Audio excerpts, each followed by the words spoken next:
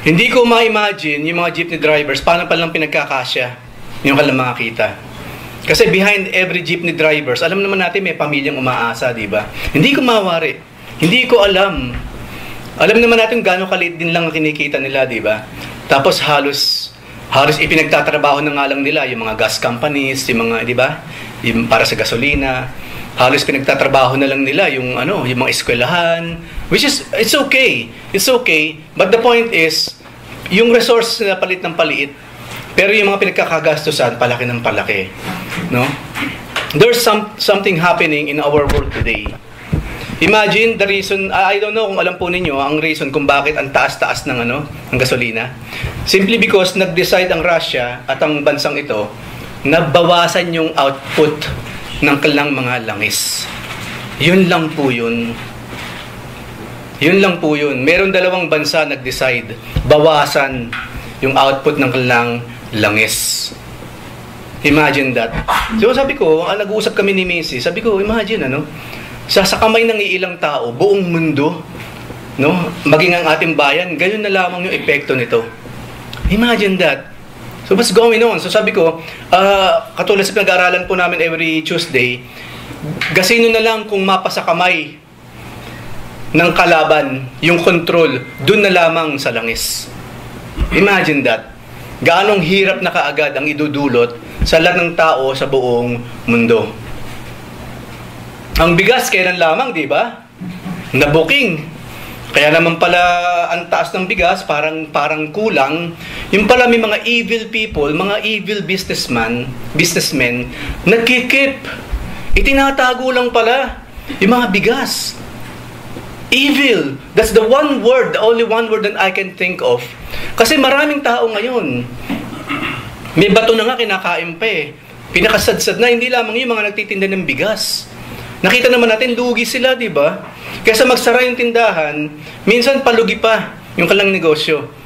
At maraming salamat nga, mayroong ayuda. But we know, hindi na kinakailangan ng ayuda kung in the first place, walang evil businessmen sa ating bansa. Kailan lamang binanggit ng presidente kung sino yung mga business people na yun. But for me, I would like to know the names. Kasi gusto ko isama sa panalangin itong mga taong ito. Di ba? Look at this. Sa kamay ng iilang tao, halos mawalan ng kapayapaan ang bawat mga Pilipino. May mga cartel pala.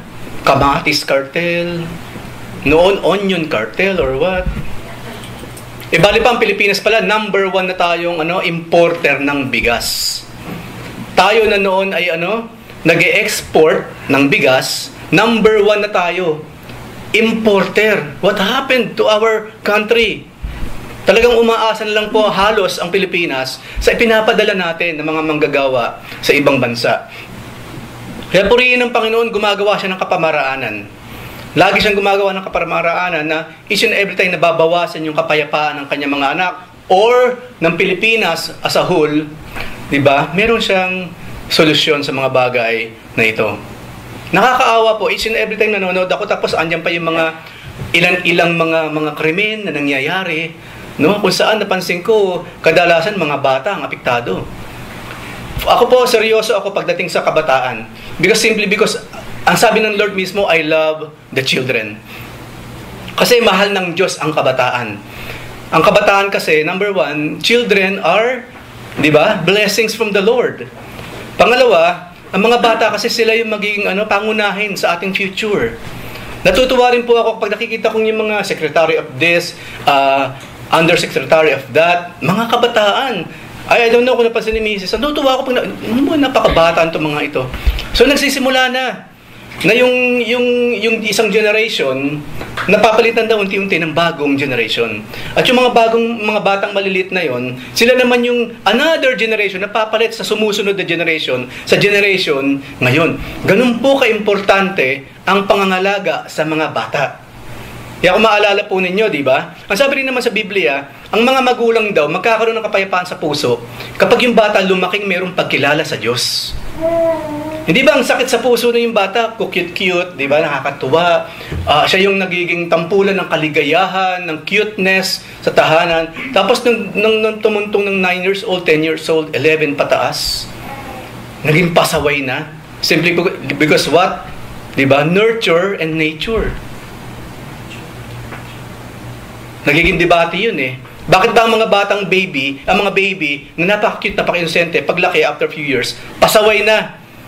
Ano ba yung talagang nangyari? Nurture ba yan? Because sa mga taong nakapaligid sa kanya? Or nature?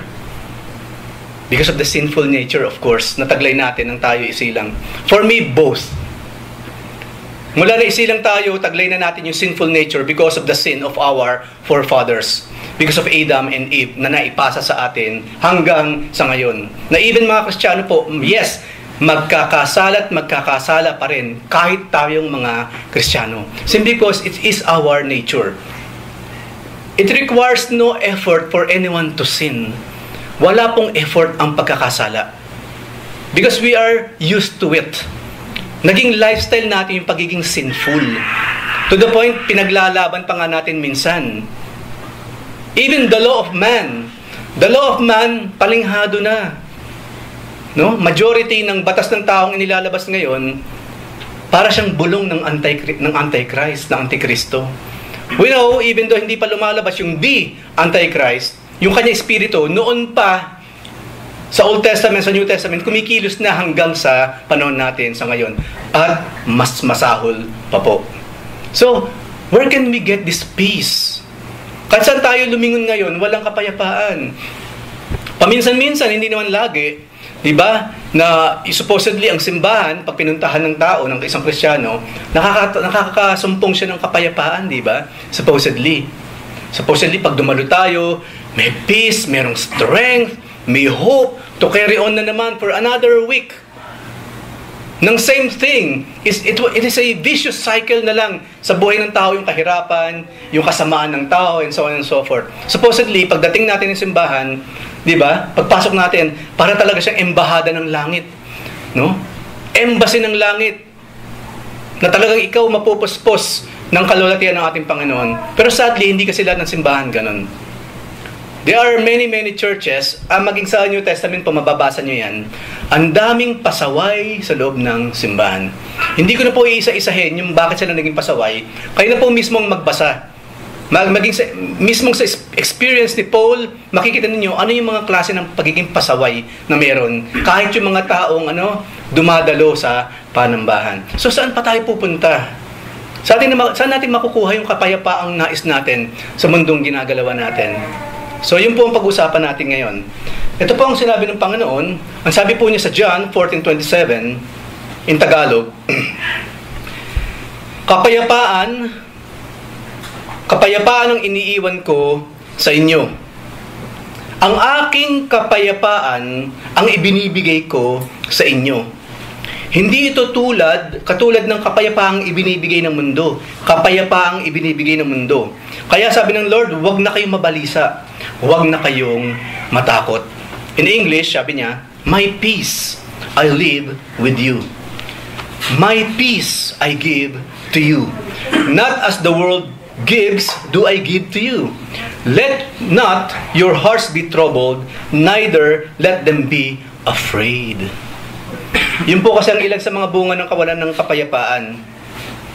Yung pagiging troublesome at yung pagiging laging takot. At hindi yung takot po kasi hindi nanggagaling sa Diyos.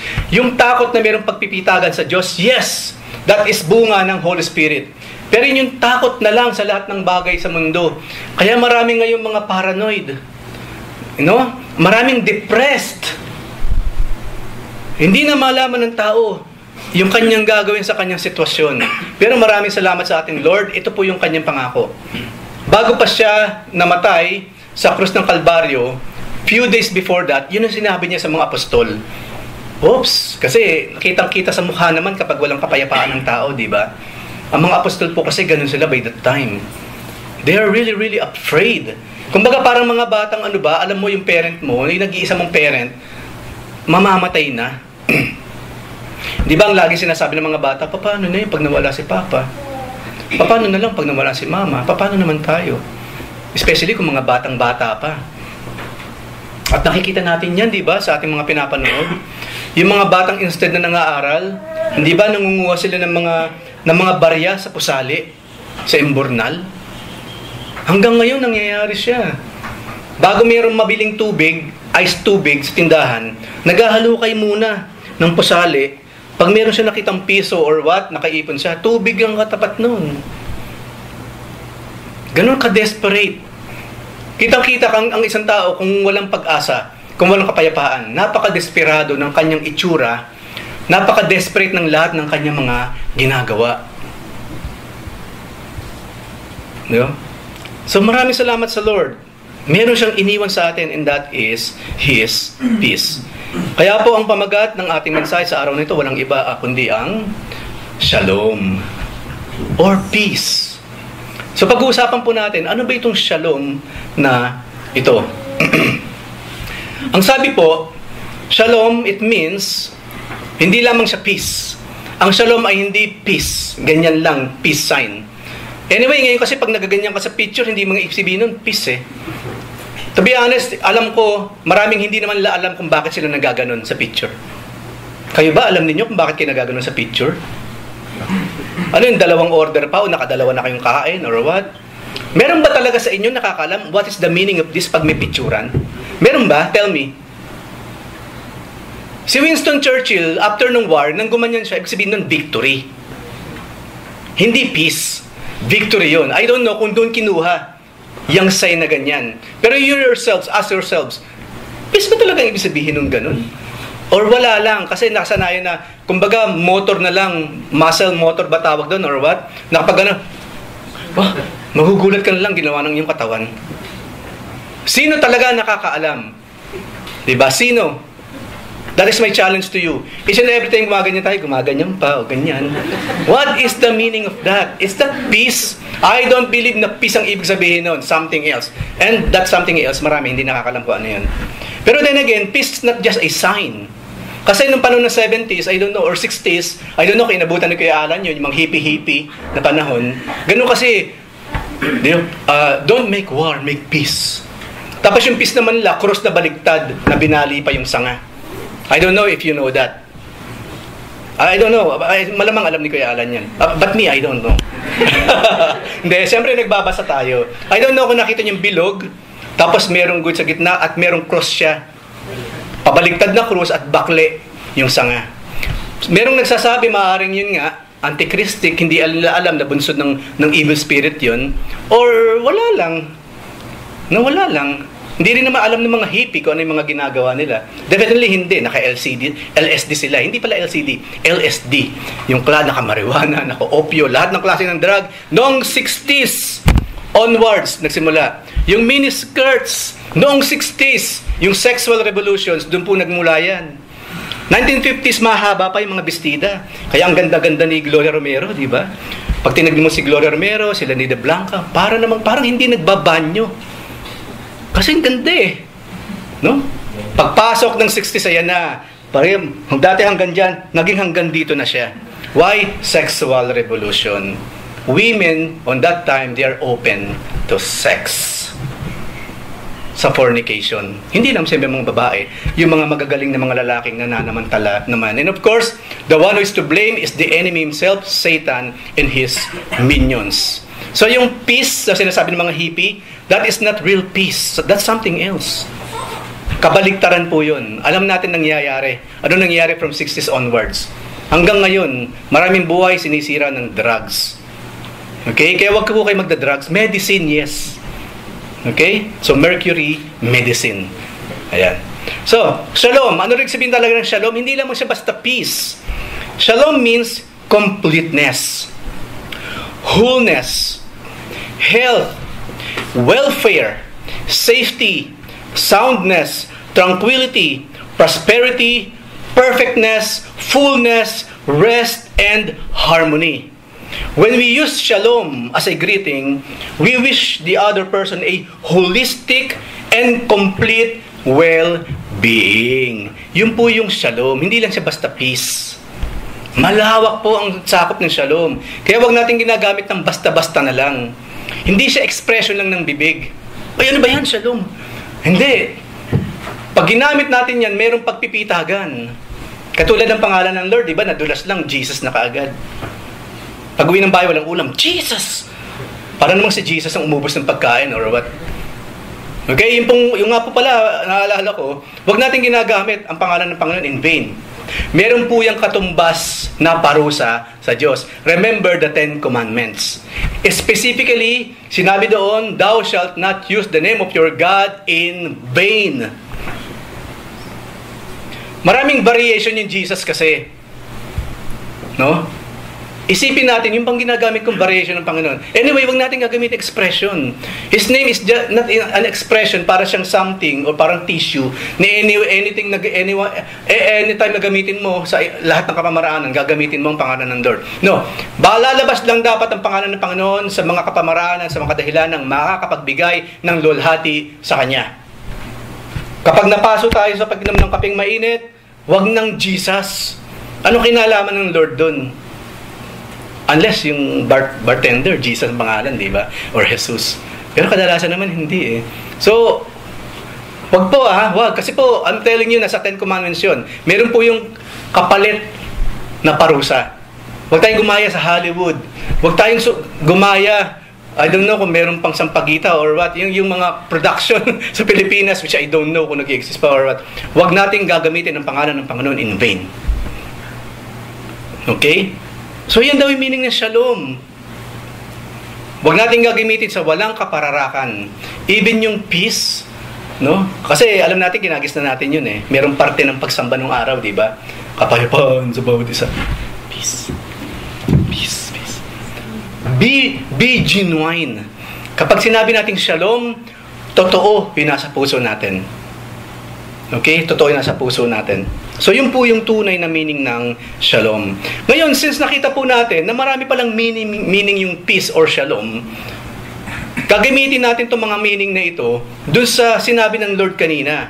Di ba sabi ng Lord kanina, ako na lang babalik, sabi niya, kapayapaan ang iniiwan ko sa inyo.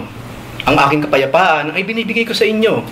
Hindi ito katulad ng kapayapaang ibinibigay ng mundo. Huwag na kayong mabalisa. Huwag na kayong matakot. So, gagamitin natin ngayon, in English, itong mga meanings na ito.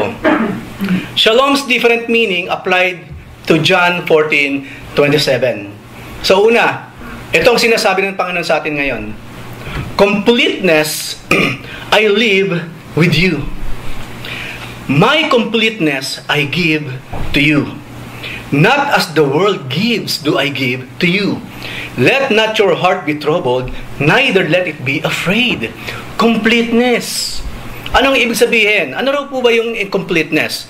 The state or condition of having all the necessary or appropriate parts. Di ba sabi nga sa mga sweetheart nila, mga sweetheart, you complete me. Di ba may mga gumagamit niyan eh. You complete me. Anyway, in a way, totoo naman yun kasi kabiyak nga eh. Yun ang kagandahan ng term sa Tagalog, kabiyak. Kumbaga, dati kayong iisa talaga kayo eh. Until one time, pinagtagpo kayo ng Panginoon. Dati, pakalat-kalat lang kayong dalawa. No? Kaya nga mayroong searching eh, di ba? Naghahanap ng partner. Di ba? Pero hindi lang naman basta partner yung hinahanap. Hinahanap natin dati, Lord, nasa na po yung aking kabiyak? Asan na yung Eva or nasa na yung Adan ng aking buhay? Kabiyak po. At iisa lamang po ang kabiyak. Hindi marami. I think you know what I'm trying to say. Iisa lang ang kabiyak. Okay? Iisa lang po ang kabiyak. So, ganun din po ito yung completeness. A state or condition na lahat ng necessary or appropriate parts ay nariyan na.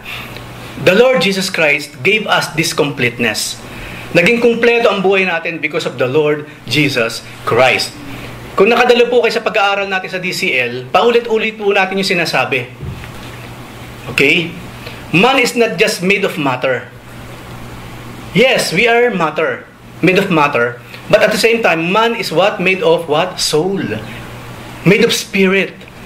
Kung ang matter, which is the physical body, nakukumpleto natin pag kumain tayo, what about the soul? Paano na yun? Doon ngayon papasok ang Lord. We will be, our soul, our spirit will be complete with the Lord Jesus Christ. Naging kumpleto lamang ang buhay ng isang tao sa buong mundo mula noon hanggang sa kahuli-hulihang taong ipanganganak sa huling panahon. Magiging kumpleto lamang ang tao kapag ang Panginoong Hesukristo pumalagi na or pumasok na sa luklukan sa ating mga puso. Anyone na hindi pa po or wala pa si Jesus Christ sa kanilang mga buhay, they are not really complete. Kahit mga billionaires pa yan, wala na mapaglagyan ng pera. Kung wala si Kristo sa buhay nila, they are not really complete. Pangalawa, ang sabi po kasi kanina, health. Ang ibig daw sabihin ng shalom or ng peace ay health. So, ilapat uli natin. Ang sabi ng Lord, health, I live with you. My health I give to you. Not as the world gives, do I give to you. Let not your heart be troubled, neither let it be afraid. Even yung health, yung kalusugan, iniwan din ng Lord yun sa atin. Ano ba yung tinatawag na health? Ang health daw, the state of being free from illness or injury. Pag sinabing healthy, free from illness. Pag sinabing healthy, free from any kind of injury. At yun ang iniwan ng Lord sa atin. Ngayon, siyempre, magtatanong tayo, paano naman yun? No?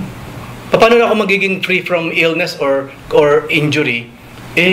Maraming tao ngayon, di ba? May sakit. Kung hindi man panlabas yung sakit ng tao, panloob. Ikuwento ko lang sandali. Last week po, nagbigay ako ng dugo, portion ng aking blood kay Ate Noni. Simply because gusto kong malaman ano yung kalagayan ko. Alam ko, batang-bata pa ako, but still, hindi po na nakikita sa edad.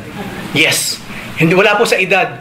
So, napag-usapan namin ni Mrs. mula ngayon, every year, magkakaroon tayo ng general check-up. That is one of our responsibility on this one body na kinalalagyan ng ating mga kaluluwa. Kapag nawasak po ang katawang ito, wala na pong kapalit.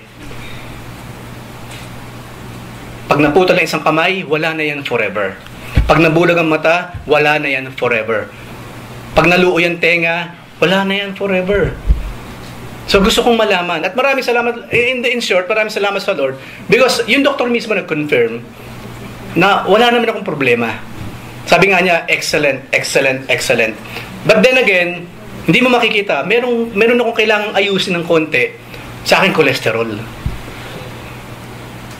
Imagine that. Kung ibabase ko sa sarili ko yung judgments ko, kasi nakita niyo naman, hindi naman ako ganun kumain, di ba? Napakaingat ko po sa pagkain, mga kapatid. Napakaingat sa pagkain. But still, meron pa rin ganun. At humantong yung pagbibigay sa akin ng maliit na pills, para in 3 months, iinumin ko yun, para mag-balance LDL ko sa HDL or what.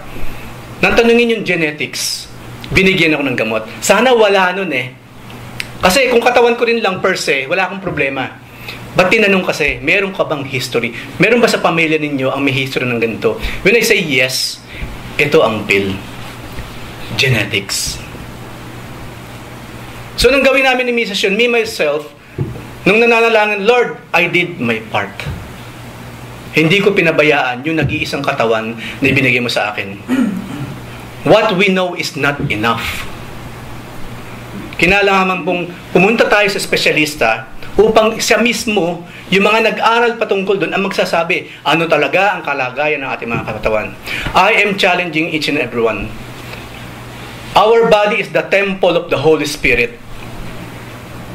Ulitin ko po, nasa Biblia po yan. Our body is the temple of the Holy Spirit. Paano pang magagamit ng Holy Spirit ang katawang ito kung ito ay merong sakit? Mga sakit na ayaw natin malaman. Pag hindi natin na malaman, paano natin gagamutin? There is only one way. Kapag ganun ang ating attitude, we will become sick and sick and sick. So it's really up to you. Sinabi ko na, it will be your conscience. I believe the Holy Spirit hindi siya nagkulang sa conviction. Alagaan mo naman yung sarili mo, kinakain mo, tignan mo. Sinabi ng bawal sa iyo yan, ginagawa mo pa rin. I'm telling you, each and every time tayo nagpe-pray, let's ask God about it. Maring marami tayo hinihingi sa Panginoon, Lord, bigay mo po sa akin to, pahingi noon. Pero papaano na ko isang araw, especially now, sinabi ko sa inyong lahat. Now that you know, wala nang escape ang bawat isa. Paano sabihin ng Panginoon, ibibigay ko yan sa iyo, ayusin mo muna yung kalusugan mo. Alam mo na ang gagawin mo, anak. Hindi na nagkulang ang mga nanay, tatay mo. Hindi na nagkulang ang lahat-lahat sa buhay mo. So, yan muna bago yung mga hinihingi mo pa sa akin. Paano na lang kung ganun? Paano tayo magkakaroon ng kapayapaan? We want peace. If really we want to have this peace ayon sa ating physical na katawan, then do something about it. Malalaman kasi yan. Hindi yan mystery na hindi natin malalaman, hula-hula lang. Pagpunta sa doktor, palagay ko yung gallbladder mo. Pero hindi. Palagay ko yung... Hindi. Pinag-aralan nila yun. They know what they're saying. So ulitin ko po, now, yung pong pananagutan, nasa inyo ng lahat. Do something about it. Upang mag-work yung sinabi ng Panginoon, health I give to you. My health I give to you. Not the kind of health na meron sa sanlibutan. Meron ba talagang klaseng health sa sanlibutan? Ngayon sa Pilipinas, nagpapasalamat ako. Nagkaroon ng batas. Bibigyan ng tax, malaking tax yung mga junk foods. Ngayon sabi ko kay Joy, teka muna, puro si Syria pinag-uusapan dyan ha. Hindi po pwedeng taasan yung tax ng Jollibee, ng McDonald's, ng Burger King. Yan ang nagpataba sa mga Amerikano. At ngayon, tinatangkilik na rin ng, sunod-sunod ng mga Pilipino, ang buong mundo, sunod-sunod eh. Look at that. Sabi ko, dapat, taasan din ang tax. Yung mga processed foods na yan, na gumagamit ng saturated or unsaturated? Trans fat. Kaya po ang mantika, mag-iingat tayo sa ginagamit natin. Okay? Yung olive oil po, pinakamagandang klase ng mantika. The rest is not. So, yung rest lang kaya natin bilhin dahil mahal ang olive oil, mag-ingat sa paggamit ng ibang klase ng mantika. Yan po yung bumabara. Yan po yung sumisira ng katawan. Hindi man tayo umiinom ng mantika per se, yung kinakain natin lagi, puno ng mantika. Ulitin ko po, bakit ko masyado hinukay ito? Yung kasi yung sinabi ng Panginoon, if we are praying for the Lord's health, we must do something first. Malinaw po ba yan? Now that you know, meron tayong mga pananagutan ngayon sa ating Panginoon. At lahat po na nakikinig, now that you know, hindi na po natin maikakailayan. Pag hindi natin sinunod ang health guideline ng Biblia, no one else is to blame but ourselves.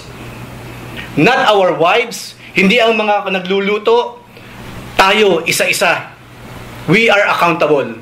We are. Okay? Malawak pa sana yan eh. Pero saka na lang. Kasi baka masyadong matabunan naman yung ibang topic natin. So hanggang dun muna ako pagdating po sa health. Hindi lamang yun. Ang sabi ng Lord, harmony, I live with you. My harmony I give to you. Not as the world gives do I give to you. Let not your heart be troubled, neither let it be afraid. Ano yung harmony? The quality of forming a pleasing and consistent whole.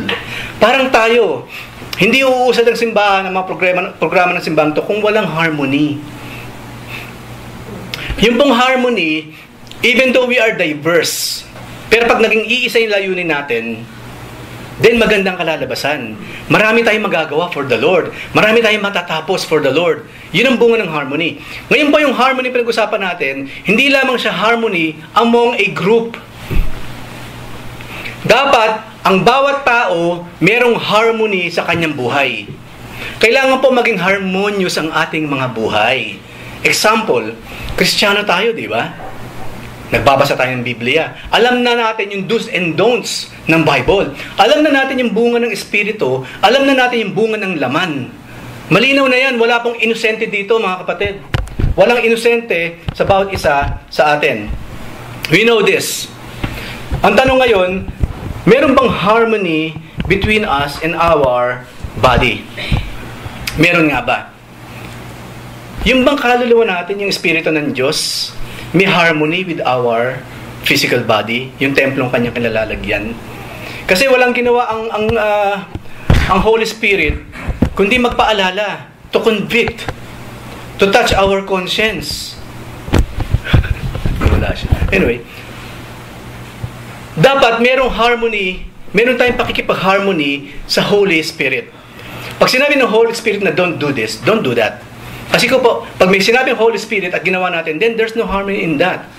Paano magiging makinis, dire-diretso yung buhay Kristiyano natin, hindi kung wala tayong harmony with the Holy Spirit na nasa atin.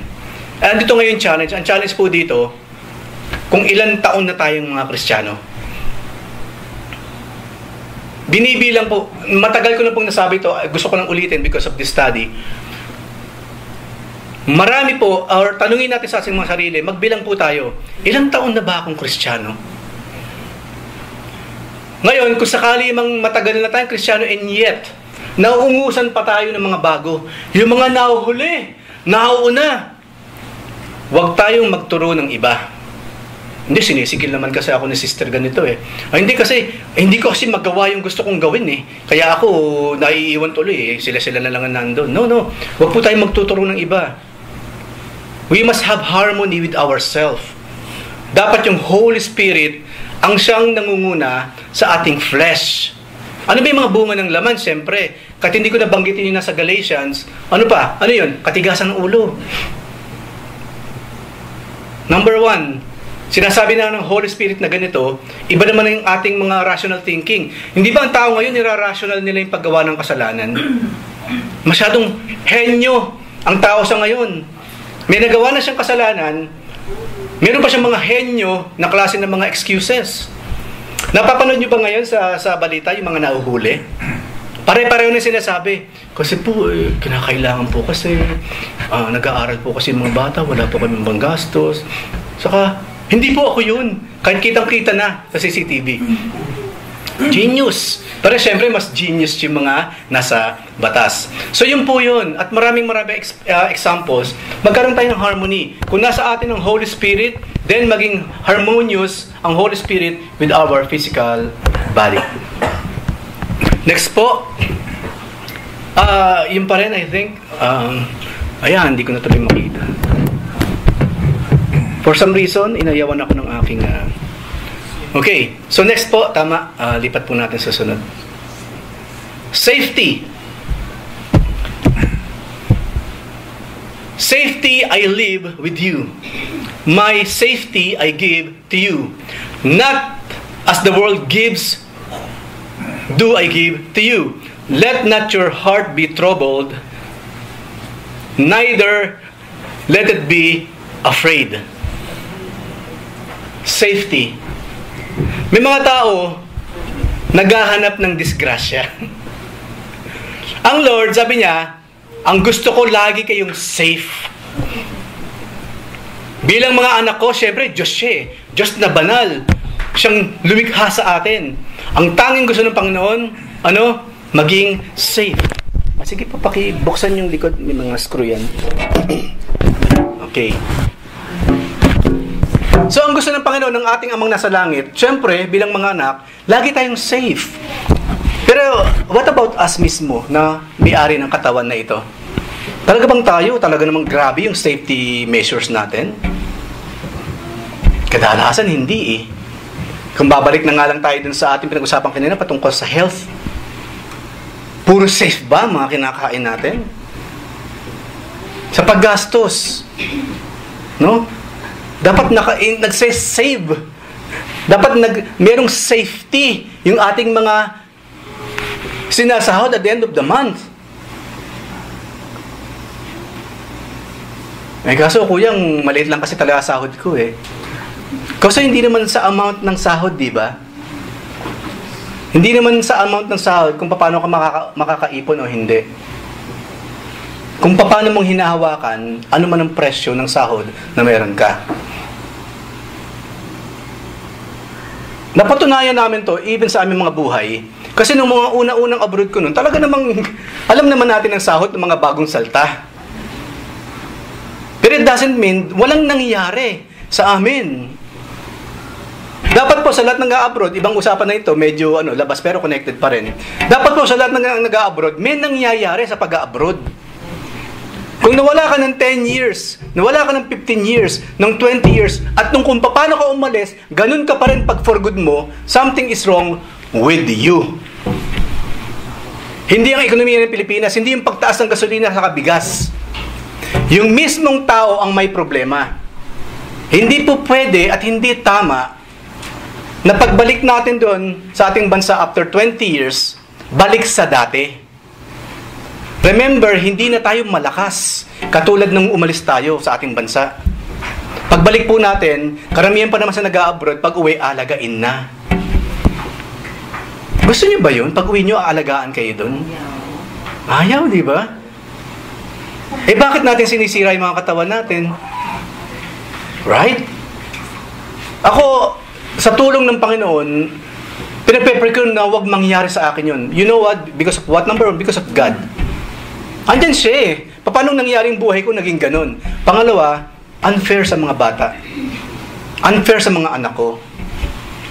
Pag uwi ko, aalagaan nila ako. Imbis na sila, they are minding their own lives. Aalagaan nila ako. I will do everything in my power sa tulong ng Panginoon na huwag mangyari yun. So ulitin ko po, magkano man ang sahod natin, pagyamanin natin. Hindi pa totoo na, Lord, pag ginawa mong 5,000 yung sahod ko, okay na lahat. I'm telling you, maraming nagganyan. Ang dami kong kasama sa opisina, ganyan. Habang lumalaki ang sahod, mas lumalaki ang gastos. Bali pa yung mga pinagkakagastosan, wala namang kinalaman talaga sa buhay. Gadgets. Gadgets. May papalabas na namang mga bagong klase ng mga modelo ng mga gadgets. Imbis na bumili ng lupa sa probinsya, ipambibili ng gadgets na anytime pwedeng manakaw. Marami pa pong murang lupa kung lalayo tayo ng konti sa mga comfy na mga tinitirahan natin. What? Sabi nga sa Isaiah, bakit ka gagastos? Bakit ka bibili ng mga bagay na walang kinalaman sa buhay? Hindi buhay nga ito eh. This is my life. Nabubulag ng mundo yung ganong klase ng mga tao.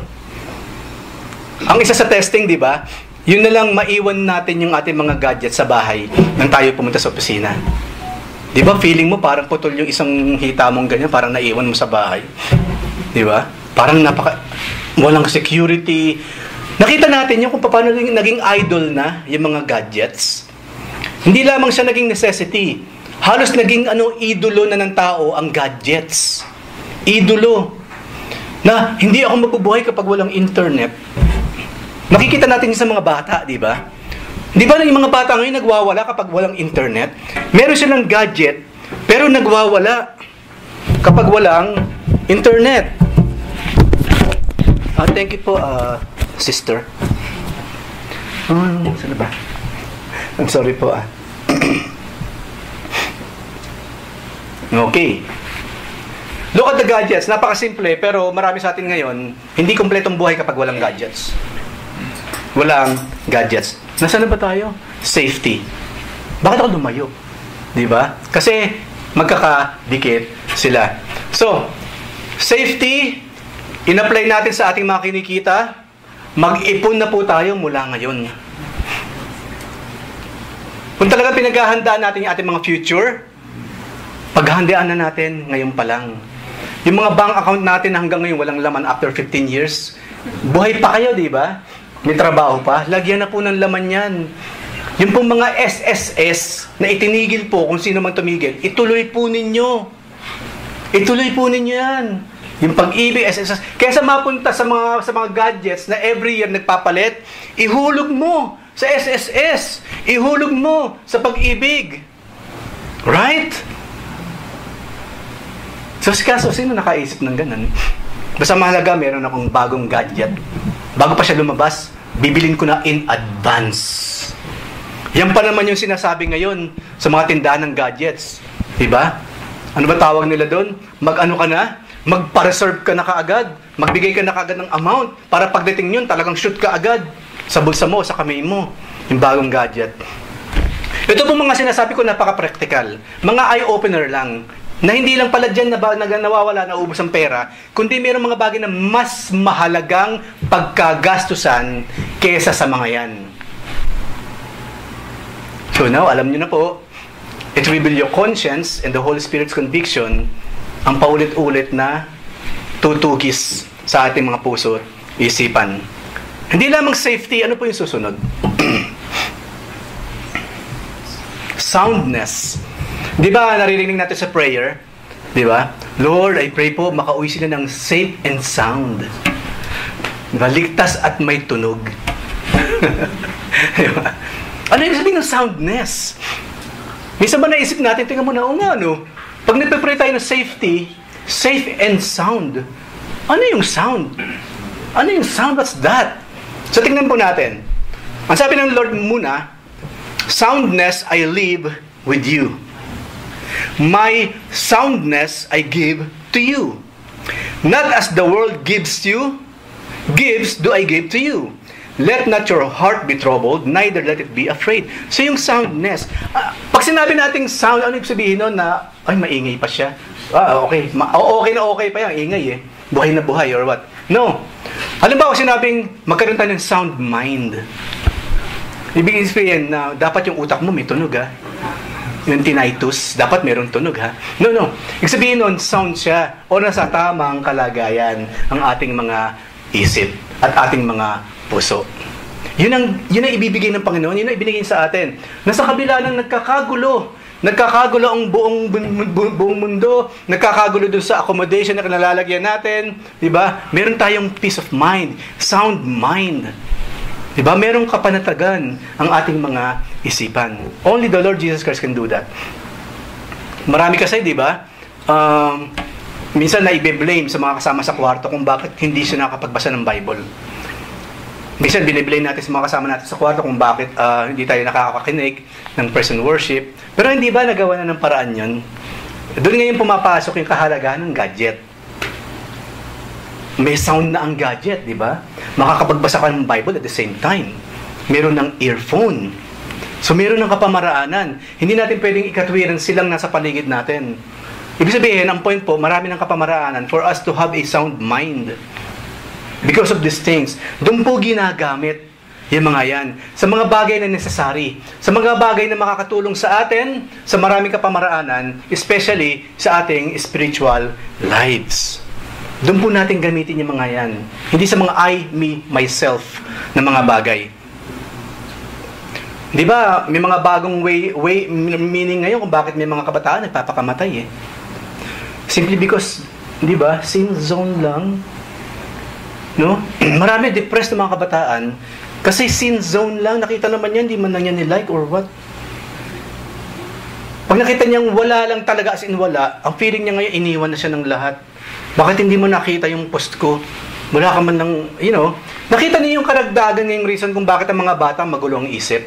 Kung bakit ang tao agitated. O bakit ka na naman ganyan, ba't nagdadabog ka habang kumakain ka or what? Kasi, pambira, kahapon ka pa pinasyon, wala man lang nag-sin. Hindi lang yun, may nag-sin ka, so wala man lang like or what? Walang iniwang message. So, totoo, hindi sinasabi ko. Totoo, di ba? Totoo.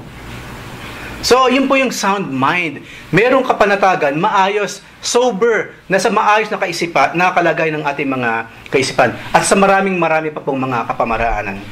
So, kung meron tayong sound mind, ang isa rin sa meaning po ng shalom ay tranquility. Sabi ng Lord, tranquility I leave with you. My tranquility I give to you.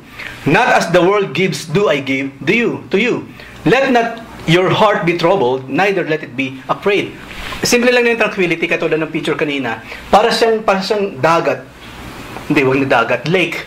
Kasi never na ang dagat magiging parang salamin, of course, di ba? Yung lake na lang, yung lake. Makikita mo hindi umaagos, walang alon, nakatayo na ganun yung bangka, parang salamin. Yun yung tranquil na tinatawag. Kaya nga meron tranquilizer, di ba? Di ba? Pag may mga pasaway, I think hindi naman ginagamit sa mga bata yun. Sa mga pasaway sa bahay. Hindi, bawal yan, di ba? Bawal ba yun? Ang gulo-gulo naman talaga ito, asawa kong to. Yan. Tranquilizer. Hindi, di ba? Pero ginagamit siya saan? Of course, sa mga ospital, di ba? May tamang pagkakagamit. Pero ano mangyayari nga naman daw pag tinranquilize? Hindi ba napakatahimik niya? Di ba? Ganun din naman dito. Parang salamin ngayon yung lake, yung tubig. Yun daw yun. Sa mundong itong ating ginagalawan, paano tayo magkakaroon ng tranquility? Yun lang, maisip na lang natin, ako magbabayaran pala ng ng renta sa bahay. Naku, magbabayaran pala ng internet na naman. Naku, magbabayaran pala ng bills sa kuryente at sa tubig. Paano ka magkakaroon ng tranquility sa mga panahon na yan? Yun po experience kasi dito sa Villa. Kasi nakatira kami dito, yun po yung 3 na binabayaran namin. Monthly and every 6 months. Kuryente, tubig, internet, and of course, yung bayad sa renta. Mga kapatid, gusto lang ipasok, paminsan, ipag-pray din po natin ng mga mansion tenants. Marami pong sinasalo financially ang mga mansion tenants. Yung po mga nakatira dito, hindi lamang po yung pagbabayad sa bills ang hinaharap ng mga nakatira sa villa nito sa ating Faith House. Pag may sira po dyan, tenants din po gagawa nun. Pag merong nasira doon, gagawin ng tenants yun. Pag merong naiwang kalat saan man, tenants din po ang gagawa nun. Lahat po ng mga iniiwan natin every Friday, sa tingin ninyo, sino ang gagawa ng mga yan? Sino maghugas ng pinggan? Sino magwawalis? Sino magtatanggal ng mga bubble gum sa ilalim ng mga upuan? Tenants! So, ipag-pray po natin ng mga tenants. Hindi po madaling maging tenant sa Faith House. Hindi po. Hindi. Bukod pa sa mga bills na mga lalaking bills namin binabayaran, maraming extras. Maraming extras. I'm just giving you the fact. So pray. Pray sa trabaho ng mga mansion tenants. Ipag-pray natin mga dokumento ng mga taga-mansion tenants. Ipag-pray natin itong bahay na ito na ating kinalalagyan. Ang nangyayari sa mundo ngayon sa labas, tumataas po lahat ng renta. Yes, that is the fact. Nagtataasan po ang lahat ng renta. Marami mga churches na doble na ang kanilang mga bayad sa renta nila. Hindi lang mga churches, mga regular na mga taong nangungupahan, tumataas po ang mga renta. Kaya, sa akin personal request, pray for us. Pray na sa tulong ng Panginoon, magawa pa rin namin yung aming mga obligasyon, responsibilities, bilang mga nakatira sa ating Faith House. So, bukod po, dahil sa mga nangyayaring yan, how can we have this tranquility? Of course, still from the Lord Jesus Christ. Okay? Mga kapatid, wala pong masamang humingi ng salary increment sa Panginoon. Pero make sure, the reason we are asking God for salary increment, hindi, ayoko sanang saklawan yung mga decision ninyo yung sa loobin ninyo. Pero, ipag-pray din po natin yung salary increment, especially ng mga tao na mas malalaki ang mga naitutulong sa ating simbahan. Isama nyo na ang mansion tenants. Okay? Ipag-pray po natin yan. We need salary increment para po mas makapag-share pa kami. Para patuloy natin mahawakan, magamit itong bahay na ito. Isama nyo na rin ang mga transpo. Napakalaki po ng ating pasasalamat, gratitude sa mga transpo. Because they're using their own cars. Nakailang taas na ang gasolina, even here. Pag may nasira po, sila rin ang mapapagawa nun. Walang cash, wala kang matatanggap na tulong mula sa iba, sa ating mga passengers. Ipag-pray din po natin ang transpo. Saka gusto ko rin po maging aware tayo, the more that we are nandun sa kalsada, sa lansangan, yun po kasing risk. Meron po kasing kaakibat na risk kapag lagi tayong laman ng lansangan. At yun po yung ginagawa ng mga transporters natin. Kahit traffic yan, susuugin niya. Magpapaikot-ikot yan kung saan-saan. Mabubuli yan ng mga kasama sa lansangan. I'm telling you, hindi ko na kaya isa-isahin. Hindi lang po yung pagsasakay sa atin ang cargo ng mga transpo. Even their own lives nakasalalay po. So there are many things na kinakailangan ipag-pray natin, mga kapatid. Okay? Huwag po ninyo kalilimutan sa personal prayer ninyo. Pray for these things. Ipag-pray ninyo yung lagi nyo pinagpe-pray, pero wag po natin kalilimutan. Especially, yung mga ministers ng ating Panginoon. Okay? Para po yung tranquility, magbubunga kasi yun ng tranquility sa lahat. Hindi lamang sa inyo, kundi mo especially sa mga nagmi-minister. Sa mga nagdo-double, triple effort para sa ating Panginoon. Okay lang po ba yun? So, isama po natin yun sa ating mga prayers. And, dalawang panghuli po. Ang sabi ng Panginoon, ano pa yung meaning ng shalom? Prosperity. Ito, gustong-gusto ng maraming churches to. Prosperity pala Sabi ng Lord, prosperity I live with you. My prosperity I give to you. Not as the world gives do I give to you. Let not your heart be troubled, neither let it be afraid. Prosperity. Pangako ng Lord dyan eh. Ang sabi po sa John 10, di ba? I gave you life and have it to the full. Pangako ng Diyos yan sa ating lahat. Hindi lamang sa binigyan na tayo ng bagong buhay. Ang sabi doon, binigyan din tayo ng Panginoon ng buhay na ganap at kasiyasiya. Yung word na ganap, napakalalim po noon, hindi natin masusukat. Saan pa natin narinig yung word na ganap? Yung something na ibinigay ng Diyos na hindi natin kailanman masusukat. John 3:16, for God so loved the world, so. Diba? Gayon na lamang ang pag-ibig ng Diyos. Yung word na gayon, hindi po natin masusukat yun. Walang measurement po yun, mga kapatid. But we are sure, no? Lampas sa lahat ng dapat lampasan, yung klase ng pag-ibig meron ng Panginoon sa atin. Gayun din po sinabi sa John 10. No? Buhay na ganap at kasiyasiya. Yes, ganap po ang binigay sa atin ng Panginoon. Ganap na buhay. Hindi malirip. Hindi masukat na prosperity. Ngayon po, maaaring nagtatanong tayo, kung talagang ganun pa yun, Eric, bakit ganito nga ang buhay ko?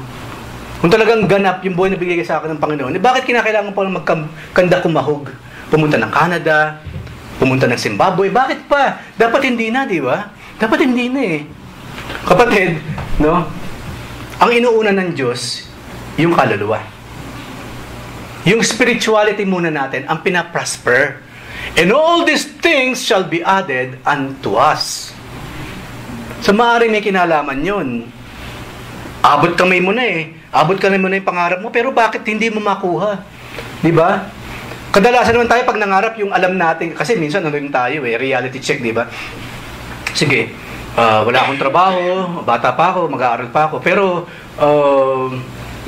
Lord, bigyan mo akong Bentley. O Jaguar na lang, Lord. Di ba? Pero hindi ba nag-isip tayo, ano na lang muna, maganda. Owner type jeep. Yan na muna, di ba? Babaan pa natin kasi masyadong yung tao, wala pang means talaga eh. Pedicab na lang, pedicab. Tricycle or pedicab. Pero bakit ganun? May mga tao na kahit napakasimple ng kanyang pangarap, hindi pa rin maabot. Why? No? Why?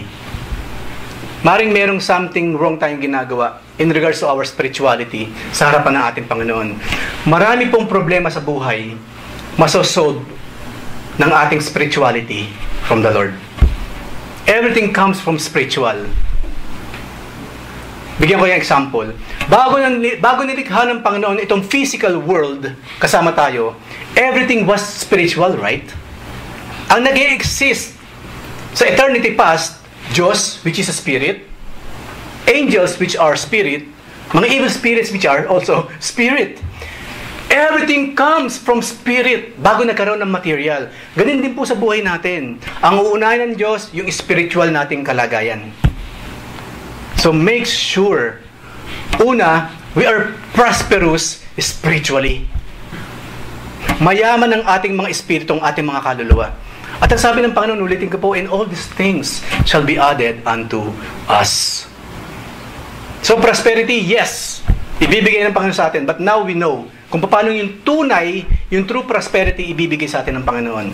Nilinaw ko po ito kasi maraming, alam naman natin, di ba? Maraming denomination, maraming mga churches. As in talaga, pag sinabi prosperity, pera kaagad yung pera. Pag sinabi prosperity, as in talaga, yung mga material na bagay ang kanilang pinatutungkulan. Naikwento namin dati, di ba? Na may mga churches ang sasabihin sa mga kapatiran, mga kapatid, prosperous na kayo! Kaya ano man yung pangarap nyo ngayon, imagine ninyong nasa inyo na. Di ba? So, ibig sabihin nun, kung meron nangangarap sa inyo ng Jaguar car, umakto kang meron kang Jaguar car. Di ba? Kahit bike lang naman yung nandun or what? Scooter. Na parang naguhugas ka na ng Jaguar, ang ingat mo pa sa ibang parte kasi baka masira eh. No? Totoo po yun, nakita namin ni Mrs. yun. Inaakto nila na meron na silang Jaguar, meron na silang 1,000 inches na TV, pinupunas-punasan na ganyan, or what? So, what?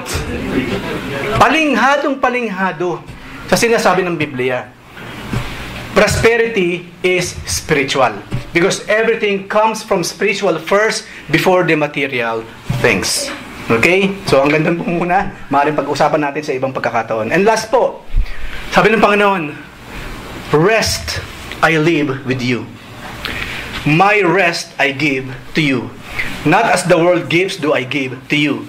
Let not your heart be troubled, neither let it be afraid. Rest. Normal po sa isang tao na tayo naghahanap ng pahinga. At alam ninyo yung pahinga na pinag-usapan natin.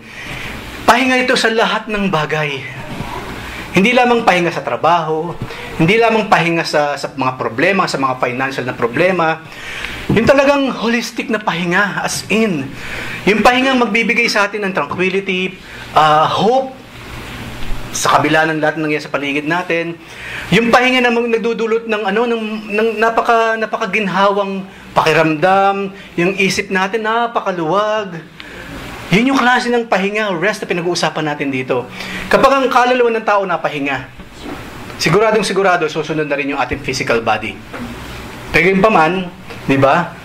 Mas malaki ang epekto kung mismong ating mga espiritu ang siyang nagkakaroon ng rest sa ating Panginoon. Kasi susunod na lamang yung ating mga katawan. Maaaring ang katawan natin pagal pa rin.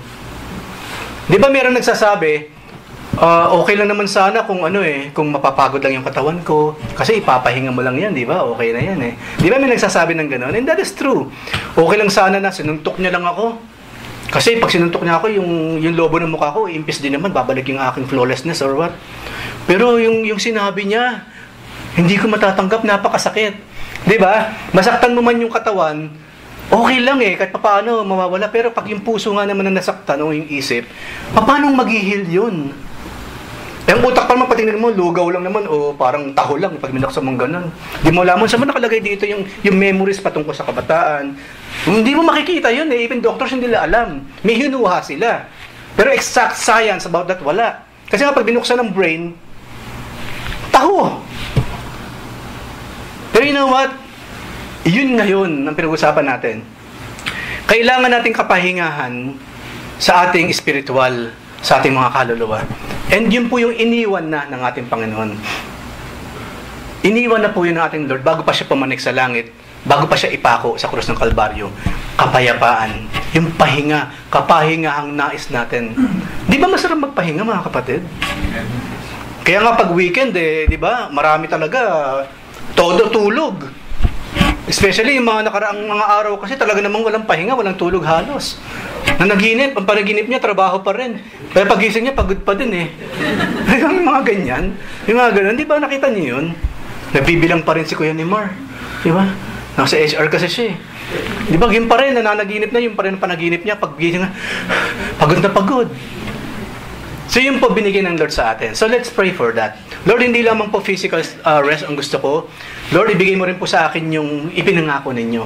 And that yung kapahingaan ng aking kaluluwa. Imagine niyo ang sarap ng ganun, ano? Yung bang, yung nakahinga ka ng maluwag. Kasi alam mong ang lahat ng bagay nasa kamay ng ating Panginoon. Di ba? Lord, maraming salamat. You will never leave me nor forsake me. Alam mong pangangailangan ko na hindi ko man kayang i-provide ang pangangailangan ko sa aking pamilya. You will give it to them. Anyways, napakasarap po ng ganun. Yun yung mga laman ng shalom na ating mga pinag-aralan. One word, pero napakayaman po ng salitang iyan. So lastly, words to ponder. Lack of shalom in our life will rob us of the joy and happiness the Lord intends for us to have. Yun ang hirap kapag walang shalom sa buhay. Talunan tayo each and every day. Hindi pa man natin inaabot yung ating mga pangarap, talunan na kaagad, may pumipigil na kaagad. Ayun ang kahalagahan kapag meron tayong shalom from our Lord. Diba? Walang makakapag-rob ng joy na nabunga nung shalom na ito. Kaya nga po mga kapatid, in times of trouble and uncertainty, remember po, lagi natin haalalahanin, ang sabi ng Lord sa atin, iniwan niya sa atin, shalom. So, be happy, be glad, be hopeful. Maganda po ang kinabukasan naghihintay sa lahat ng anak ng Diyos. Hindi po nakasalalay sa takbo ng mundong ito, yung masayang buhay, yung mariwasang buhay na pinangako ng Panginoon. It will always come down from heaven. Iyon yung maliwasang buhay, masaganang buhay ng isang Kristiyano, hindi po iyon manggagaling sa mundong ito na punong-puno ng kahirapan or heartache. Punong-puno ng mga pangarap na nasisira. Kundi ito po yung manggagaling sa ating Ama. Okay? So ipag-pray po natin yung, Lord, I would like to experience it. Lord, I know ang dami kong pagkukulang sa inyo, but God, since ikaw ang nangako, regardless of my state in life, naniniwala ako, you will give it to me, you will give it to my family, at mararanasan namin yung masarap, yung masaganang buhay na inyong pinangako sa bawat isa sa amin. Ipag-pray po natin everyday yun. Not to remind God sa kanyang mga promises, kundi through that, sa paulit-ulit natin pananalangin, sa panon about these things, pinapakita natin sa Lord yung ating trust. Trust po yung tawag doon. Hindi dahil baka makalimot ang Diyos, kundi Lord, I trust you na yung sinabi niyong ganito, it will happen to me. So isama po ninyo yan sa mga prayer items ninyo, and you will see, we will see how God will act upon it.